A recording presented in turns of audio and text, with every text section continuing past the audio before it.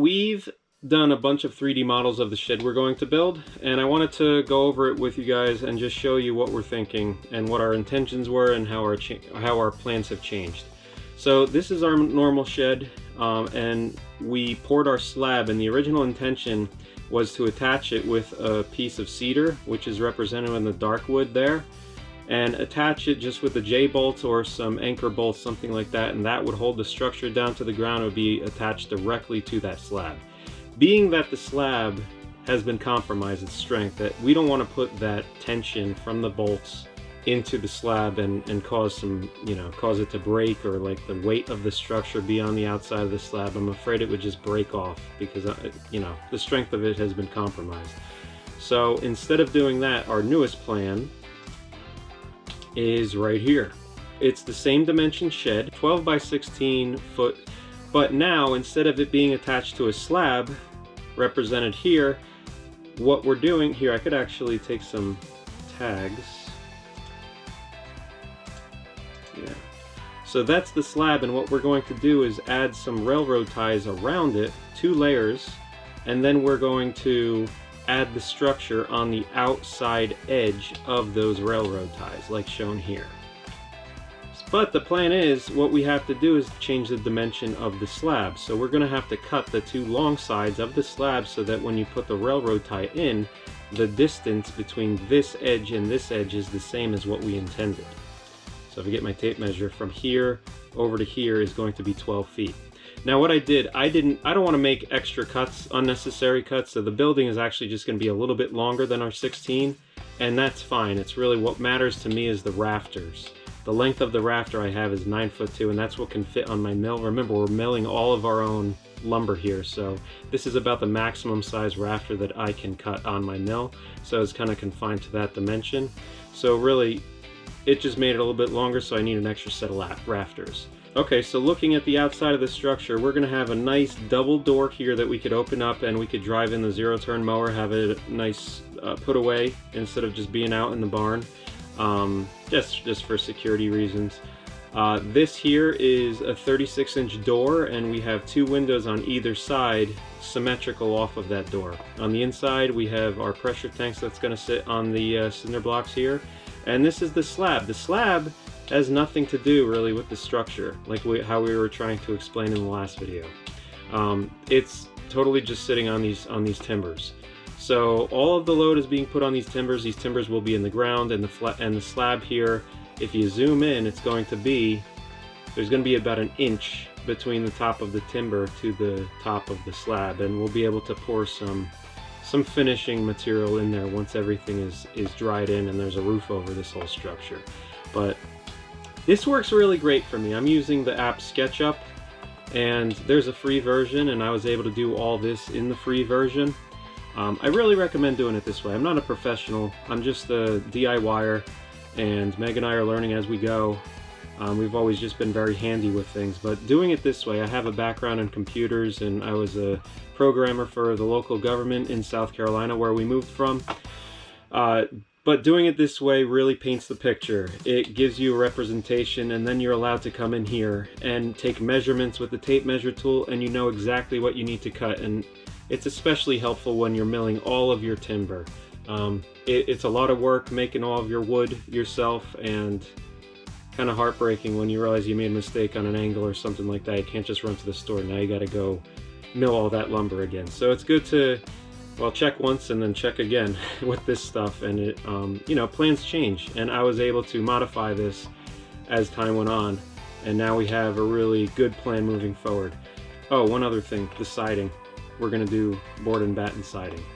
And that's what these horizontals are here. Normally you put OSB sheathing on, but I'm going to run some horizontals, and then we'll put board and batten all along the outside, and we'll mill those also probably 3/4 inch dimension. The roof we're going to do, it's going to be just like this. It's not going to have sheathing on it. We're just going to put metal roofing material that the seams go this way along the rafters. So in order for the roof to have something to be screwed down to, I put these horizontals between the rafters, which should strengthen it also. So we're excited, guys. This is what's coming. A lot of preparation. You could even like check out the bottom view. It's really cool. Anyway, hope this gives you guys some ideas, and let us know what your thoughts are. This has really worked for me. It was worth drawing all of these. We drew every single piece of timber in here, or lumber in here. We're going to do this exact thing for the house plan. We're going to we have a 2D plan like a normal floor plan is viewed, and I'm going to turn it into a 3D model, and I'll be able to do all the roof lines and measurements and everything, and really be able to take the camera and get a view in here and give you a feel of what the rooms are going to look like and how they're going to feel. So I'll share that with you guys in, videos in the future. We're back in the orchard slash holler slash valley here. Now that's a poplar. It came down when this one fell, the pine tree I took down. We've taken about 1, 2, 3, 4, 5, maybe 5 logs out of this tree. There it is, or there it was, right there. And its sister is waiting for me too. We're gonna definitely be taking the second one. I also got this dead one here. I'm gonna take a look at it and see. I mean, it's got to come down. That thing is dangerous. It doesn't have any pine needles left, and the bark has been stripped away on it, and it looks, I don't know, maybe I can get a few straight sections out of it. At least 3 logs maybe, that'd be good. So yeah, we're dwindling down. But look how pretty this log is. I pre-cut this. I could probably get another log too out of this. So this has definitely yielded a lot of good 2x6s and 2x4s. I could have been bigger too. It could have been a 2x12. I've had quite a few pieces that I cut in half as 2x6s. And so we're gonna drag this one out and try to get one more after that. And then her days are numbered, unfortunately, for her. All right, we're handing the camera over to the new video lady today. All right, here you go. It's recording. Thank you. Keep me in the frame. Yeah, Autumn, you gotta move out of the way. All right, record what I'm doing, honey. I'm gonna push the log toward you a little bit, okay? All right. There you go. That's a good spot on that other tree, Clara.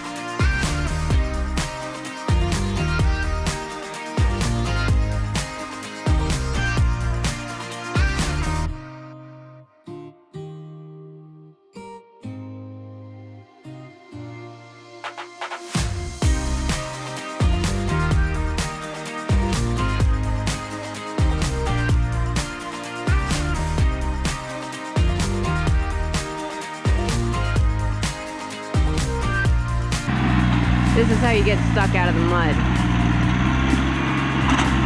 Yeah, John.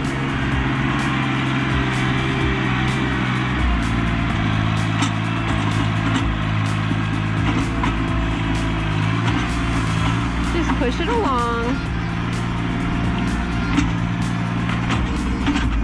What?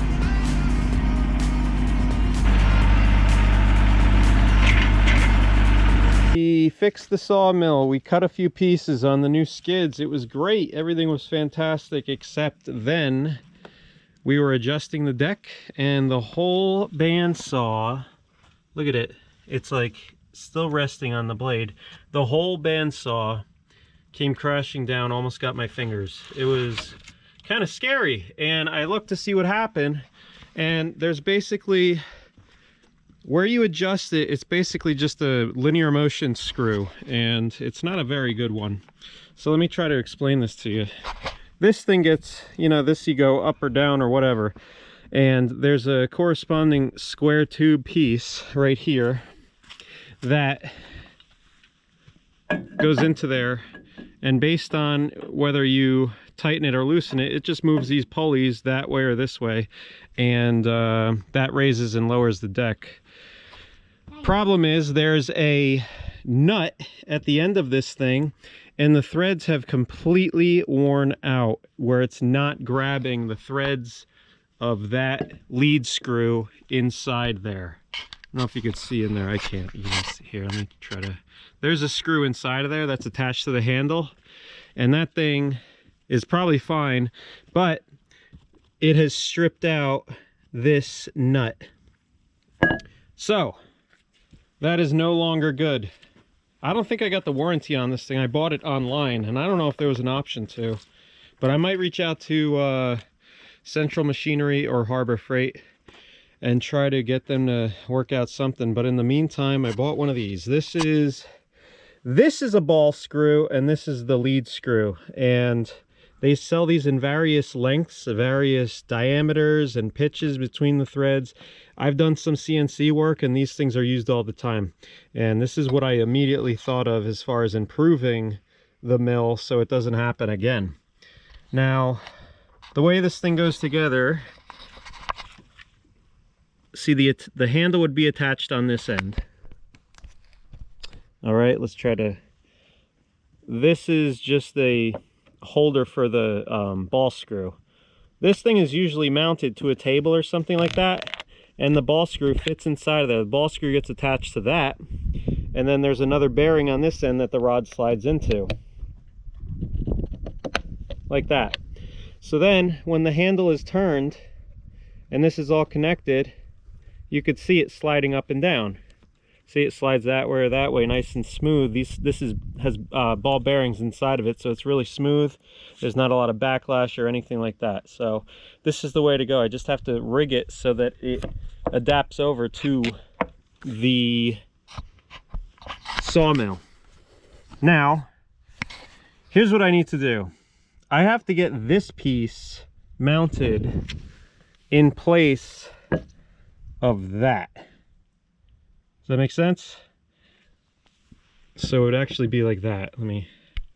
Yeah, the handle would be down here, and the rod would go through the ball nut and continue into the cavity of this square tubing and allow that left to right motion, the linear motion. I don't think that's gonna fit. I think I'm gonna have to maybe shave down a little bit. I mean, you got some wiggle room, you just can't take off too much. I've had to modify the size of these things before. I bought this mill, and I knew it was like one of the cheapest things on the market. The next thing up was, let's see, there's a entry grade level Wood-Mizer one, but it was like another $800,000. I figured this is just bare bones mill. It's literally a bandsaw on wheels. So if I could get this machine and upgrade it here and there and improve it, maybe I'll get longer tracks and, you know, get some angle iron though, make it a 20-foot track, and get a couple lasers down it so I could tell what height I'm going to be cutting at, things like that. Another thing I want to do is put brushes here. I'm going to mount some brushes right here so that they are cleaning off the wheel as it's rolling down the track, because dust falls on here and then it gets caked on the wheels, and then it has like high spots and low spots, and you get kind of that bouncing on your cuts. What else did I want to do? Another upgrade I want to do is this thing here. This thing's horrible. It's just a gravity feed system of blade lubrication, and I add pine sol to this, just like a cup or so of pine sol to all this thing full of water.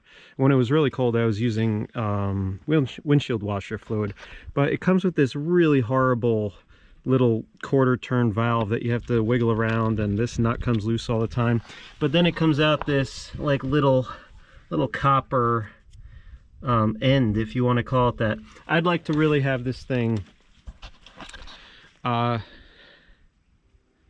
mean, if I had electricity nearby, I'd put a small motor somewhere in like a 5-gallon bucket and pump it on the blade that way through like a pressurized little end tip, so it's delivering not a drip but a spray, so it covers the whole blade.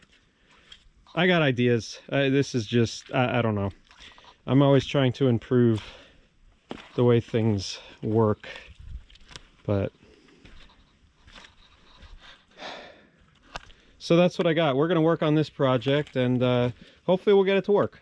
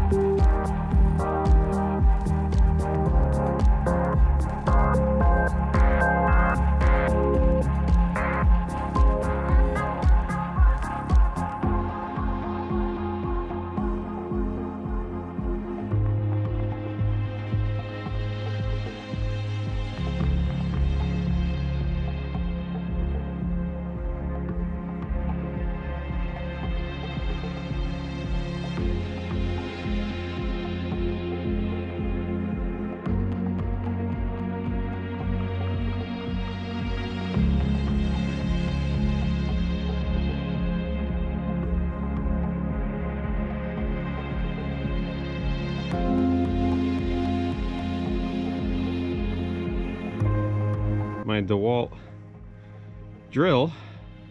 Well, that's a hammer drill. That's a lot more than what I need, but that's the only drill I have. I want to make sure I don't put this thing on hammer mode. I want to put it on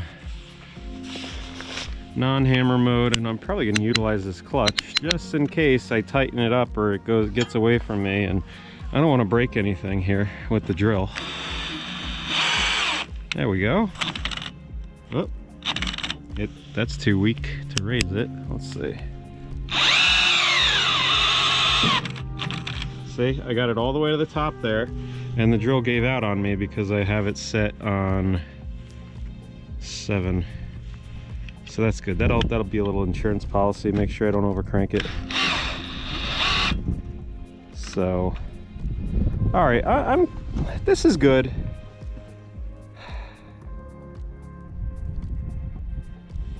I'm still having a little bit of issue here with the shaft wanting to move on me, so I applied a little bit of attention here on the end, on the lead screw mount here, and I sunk this nut down so it puts some pressure, some friction on it, because this thing was working too good. I kind of like it on the drill though. It's nice. So everything's working pretty good.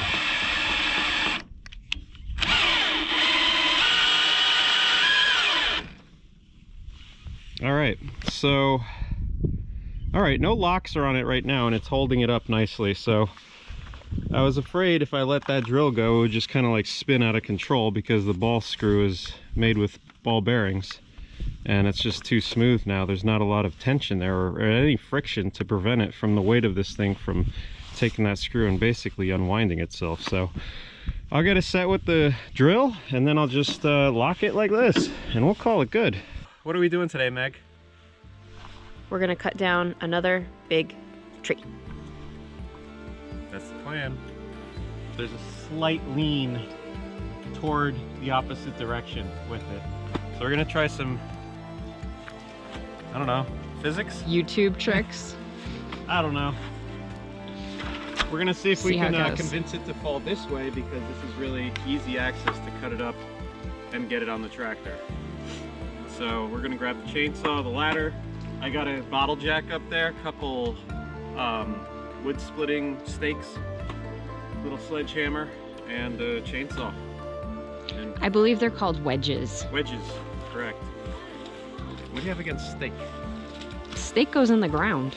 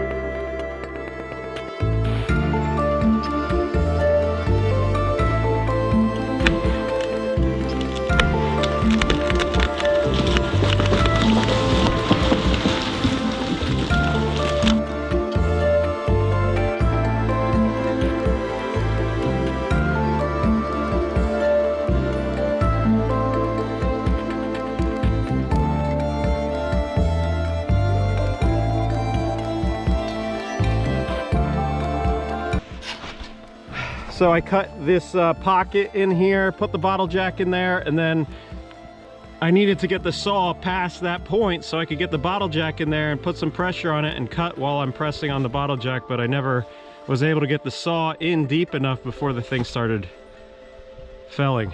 Is that the right word? Felling? Anyway, it was a good idea, but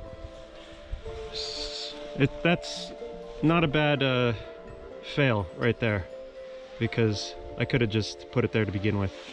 All right, we'll try next time.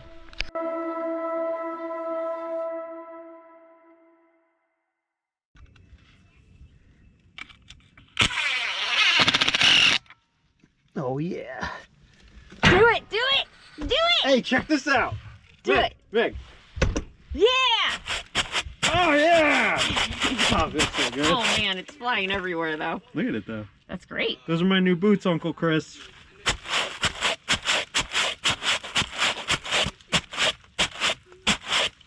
with like, look it, you're getting it all over. Look at what you did. Oh, Meg. Oh. We need a little backsplash. We need a guard on it. Oh boy. There we go. That's totally what you need. Yeah. Maybe not do it with so much force. Well. When Kelly and Dave, my sister and brother-in-law, came to visit recently, they fully understood the extent of the mud on our property. And 2 days after they came, we were surprised with that in the mail. Thank you, Kelly and Dave, and Bailey.